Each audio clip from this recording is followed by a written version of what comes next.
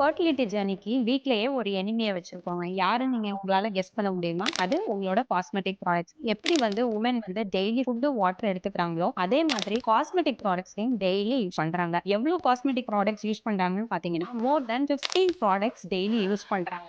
அதனால வரக்கூடிய டிஸ்அட்வான்டேஜஸ் என்னென்ன அப்படின்னு பார்த்தோம்னா, ஒரு காஸ்மெட்டிக்ஸ் ப்ராடக்ட்ஸ் யூஸ் பண்ணும்போது அந்த லேபிள்ல என்ன காம்போசிஷன் இருக்குன்றத நம்ம அண்டர்ஸ்டாண்ட் பண்ணிக்கணும். ஏன்னா சில காஸ்மெட்டிக்ஸ் ப்ராடக்ட்ல இருக்கக்கூடிய கெமிக்கல் காம்போசிஷன் பிரெக்னன்சி ஜர்னிக்கு சேஃபே கிடையாது. FDA இதனால தான் ஒரு ப்ராடக்ட்ட ABCDX அப்படின்னு கிளாஸிஃபை பண்றாங்க. ஸோ ஏபில இருக்கிறத நீங்க தாராளமா யூஸ் பண்ணலாம். அதுவே சிடி அப்படின்ற ப்ராடக்ட்ட பார்த்தீங்கன்னா அவாய்ட் பண்ணிருங்க. எக்ஸா இருந்துச்சுன்னா சேவ் நோ. அதை நீங்க யூஸ் பண்ணவே கூடாது. காமனா பார்த்தீங்க அப்படின்னா ரெட்டினால்ன்ற காம்பனன்ட் எல்லாருக்குமே தெரியும். அது இப்ப ஆக்னி ப்ராடக்ட்ல, ஆக்னி கிரீம்ல யூஸ் பண்றாங்க. அது சேஃப் கிடையாது. அதே மாதிரி சன்ஸ்கிரீன் லோஷன்ஸ்ல நீங்க ஆக்ஸிபென்சோன் அப்படின்னு ப்ராடக்ட் பார்த்தீங்க அப்படின்னா அதை அவாய்ட் பண்ணிட்டு மினரல் காம்பனன்ட்ஸ் உள்ள ப்ராடக்ட்டுக்கு ஸ்வாப் ஆகி போகிறது ரொம்ப ரொம்ப நல்ல விஷயம். அது மட்டும் இல்ல ஃபேஸ் லோஷன் ஆகட்டும், ஷாம்பு ஆகட்டும், அதுலலாம் என்ன ப்ராடக்ட்ஸ் இருக்குன்னு நீங்க ஐடென்டிஃபை பண்ணணும். இப்போ ரொம்ப காமனா ஸ்கின் லைட்னிங்க்கு யூஸ் பண்ணக்கூடிய மோஸ்ட் காமன் ப்ராடக்ட் ஹைட்ரோக்வினோன். அது பிரெக்னன்சி ஜர்னிக்கு சேஃபே கிடையாதுங்க. It is